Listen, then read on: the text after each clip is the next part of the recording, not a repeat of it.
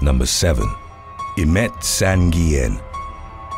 After celebrating her upcoming 24th birthday with family in Florida in February of 2006, Imet San Gin flew to New York City, where she went clubbing with her best friend, Claire Higgins. At some point during their night out on February the 25th, the two young women argued about going home. Higgins left, but San Gin decided to stay out, later calling her friend to say she'd soon be heading home as well. She was last seen at an establishment called The Falls at around 4 a.m. Roughly 17 hours later, Brooklyn police received an anonymous phone call alerting them that a woman's body had been found in Spring Creek Park. The victim was subsequently identified as San Gin, and an autopsy revealed that she'd been beaten, abused, and asphyxiated. Her unclothed body was found wrapped in a comforter, with her hands and feet bound, her head covered in packaging tape, and a sock pushed down her throat.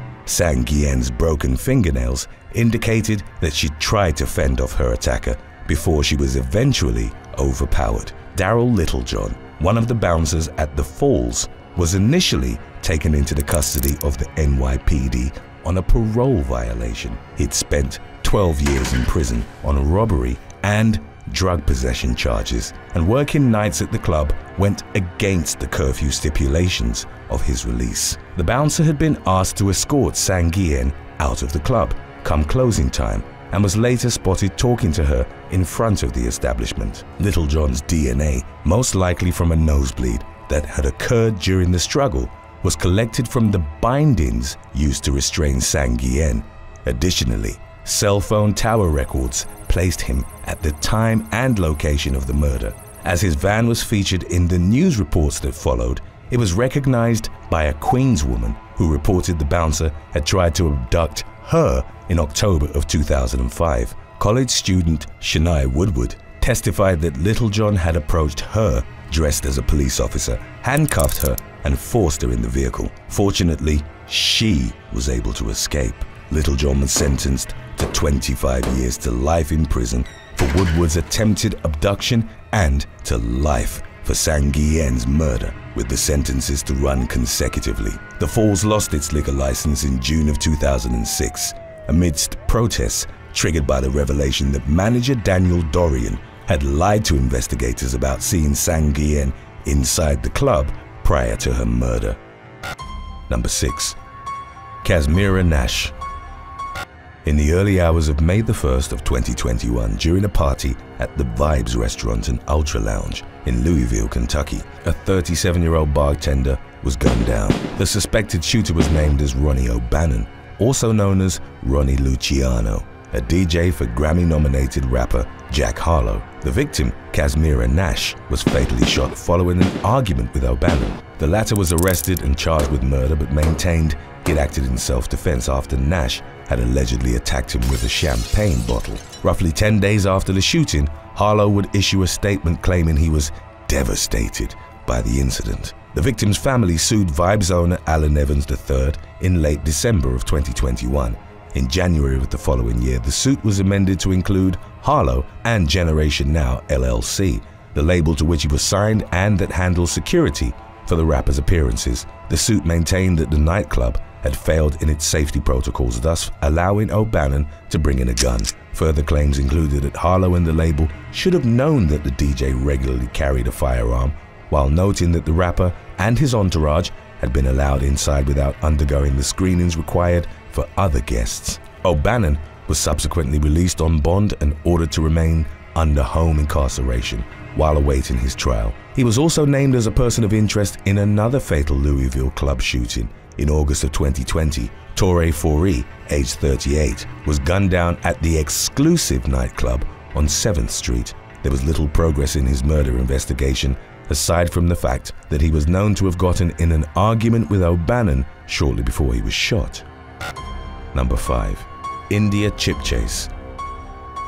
In late January of 2016, British woman India Chipchase, aged 20, was outside a nightclub in Northampton, England. Chipchase, later determined to have been 3 times over the drink-drive limit, was upset and had repeatedly told a bouncer at the club that she only wanted to go home. The man had led her to a taxi but she got out of the vehicle when asked to pay the fare in advance. CCTV footage would capture 52-year-old Edward Tenniswood approaching Chipchase as she leaned against the club's wall and looked into her phone. He put his arm around her in what was described as a paternal way, and a witness overheard him promising to get the woman home safely. The pair then got a taxi and Tenniswood took Chipchase to his terraced house on Stanley Road, where he reportedly lived in squalor with nearly every inch of the floors covered in newspapers. The authorities would later trace the signal from Chipchase's phone to the address, where they found her dead from strangulation on January the 31st. Leading up to her death, the young woman had been abused and assaulted,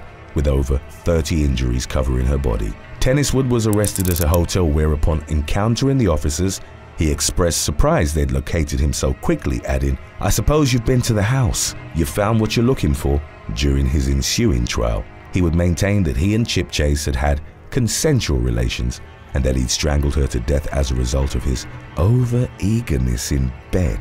Tenniswood then described cuddling with the body, believing that the woman was in a deep sleep, before leaving the house and covering her with a sheet. Scratches were, however, found on his neck and arm, while his blood was recovered from under the victim's fingernails, indicating that a struggle had occurred. It took a jury less than 2 hours to convict him at Birmingham Crown Court, following a 2-week trial, and he was sentenced to life in prison with a minimum of 30 years served. Number 4.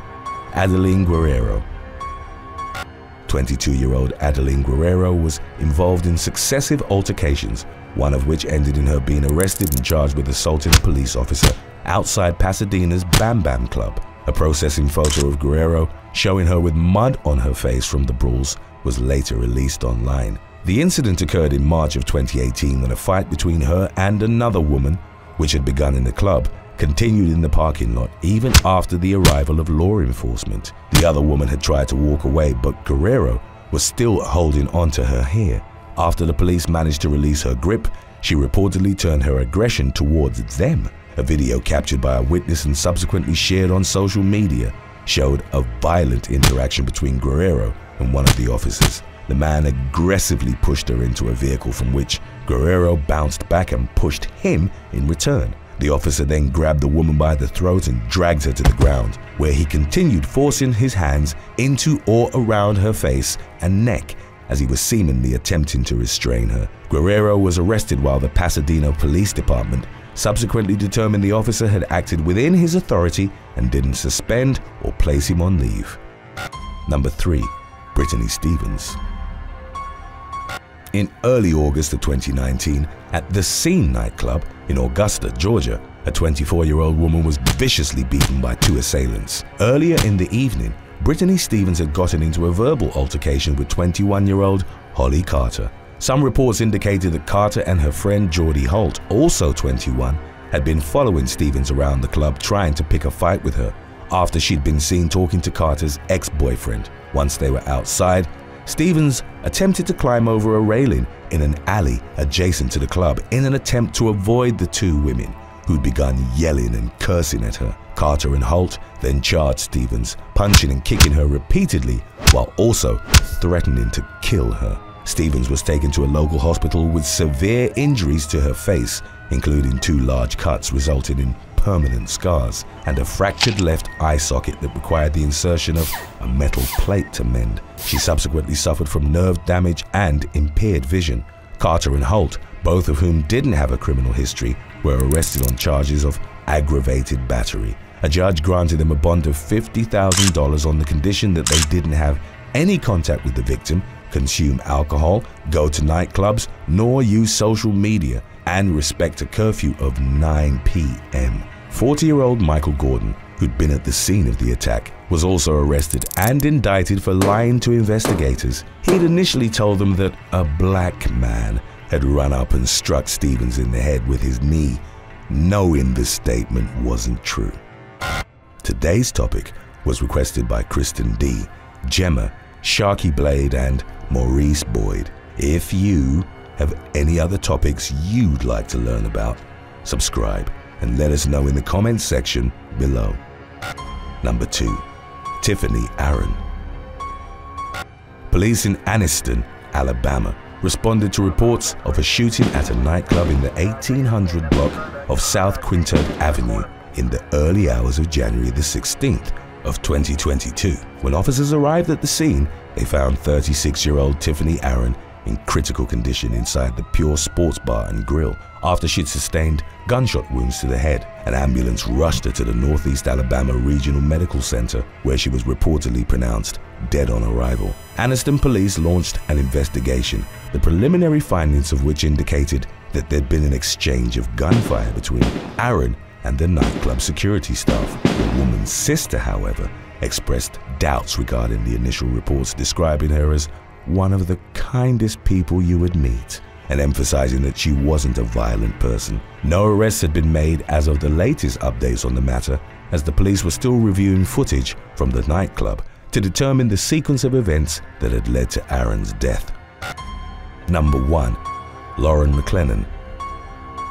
Two women were involved in a fatal altercation in August of 2016 at one of the best-known night spots in the city of Vancouver, Canada. On the 11th of the month, 28-year-old Lauren McLennan and Samantha Nadine Doolin, aged 29, were both at the Caprice nightclub along the Granville Strip.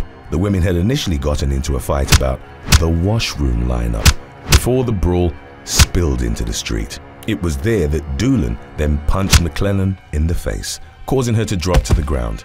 Doolin continued the assault, reportedly kicking the other woman in the head before a bouncer pulled her off. She fled the Granville Strip in a taxi and was arrested shortly thereafter, while McLennan succumbed to head trauma in a hospital the following day. Doolin pleaded guilty to manslaughter in July of 2017, and the following year was sentenced to spend 2 years in prison and given 3 years probation. She was also forbidden to own firearms for 10 years. Her sentence was pronounced only days after, in an unrelated report, the Caprice nightclub had announced that it will be permanently closing down. Thanks for watching. Would you rather own a nightclub and only have gangsters as patrons, or have a restaurant exclusively visited by Karens? Let us know in the comments section below.